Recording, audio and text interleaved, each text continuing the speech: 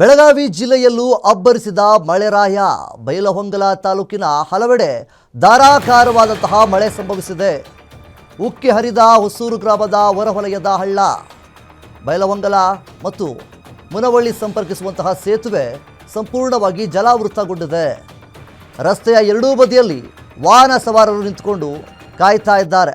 ಪರ್ಯಾಯ ಮಾರ್ಗದಲ್ಲಿ ಓಡಾಡುವಂತಹ ಸ್ಥಿತಿ ನಿರ್ಮಾಣವಾಗಿದೆ. ಇದು ಮುಖ್ಯವಾಗಿ ಬೈಲಹೊಂಗಲ ಮತ್ತು ಮುನವಳ್ಳಿ ಸಂಪರ್ಕಿಸುವಂಥ ಒಂದು ಸೇತುವೆ ಏನಿದೆ ಸಂಪೂರ್ಣವಾಗಿ ಜಲಾವೃತಗೊಂಡಿದೆ. ನೀವು ದೃಶ್ಯಾವಳಿಗಳಲ್ಲಿ ಗಮನಿಸ್ತಾ ಇರ್ಬೋದು. ಬೆಳಗಾವಿನಲ್ಲಿ ಇದು ಧಾರಾಕಾರವಾದಂತಹ ಮಳೆಗೆ ಹಳ್ಳ ಒಂದು ಕೊಚ್ಕೊಂಡು ಹೋಗಿ ಒಂದು ಸೇತುವೆಯನ್ನು ನಿರ್ಮಾಣ ಮಾಡಿರ್ತಾರೆ. ಒಂದು ತಾತ್ಕಾಲಿಕವಾದಂತಹ ಒಂದು ಸೇತುವೆಯನ್ನು ನಿರ್ಮಾಣ ಮಾಡಿದಾಗ ಆ ಒಂದು ಕಾಮಗಾರಿ ಪ್ರಗತಿಯಲ್ಲಿ ಸಾಗ್ತಾ ಇತ್ತು, ಅದನ್ನು ಕುಂಠಿತವಾಗಿಯೂ ಕೂಡ ಸಾಗ್ತಾ ಇತ್ತು. ಈ ಸಂದರ್ಭದಲ್ಲಿ ಧಾರಾಕಾರವಾದಂತಹ ಮಳೆಗೆ ಸಂಪೂರ್ಣವಾಗಿ ಆ ಒಂದು ಹಳ್ಳ ಕೂಡ ಕೊಚ್ಕೊಂಡೋಗಿದೆ. ಸೇತುವೆ ಸಹಿತ ಸಂಪೂರ್ಣವಾಗಿ ಜಲಾವೃತಗೊಂಡಿದೆ. ಇಲ್ಲಿ ವಾಹನ ಸವಾರರು ಎರಡೂ ಬದಿಯಲ್ಲಿ ನಿಂತುಕೊಂಡು ಕಾಯ್ತಾ ಕೂತ್ಕೊಂಡಿದ್ದಾರೆ.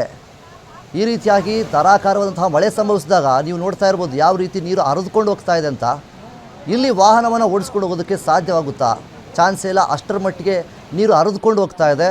ಸೊ ಇದು ಬೆಳಗಾವಿನಲ್ಲಿ ಮುಖ್ಯವಾಗಿ ಉಕ್ಕಿ ಹರಿತಾ ಇದೆ ಮಳೆ ನೀರು ಅನ್ನುವಂಥದ್ದು ಕೂಡ ಇಲ್ಲಿ ಗೊತ್ತಾಗ್ತಾ ಇದೆ.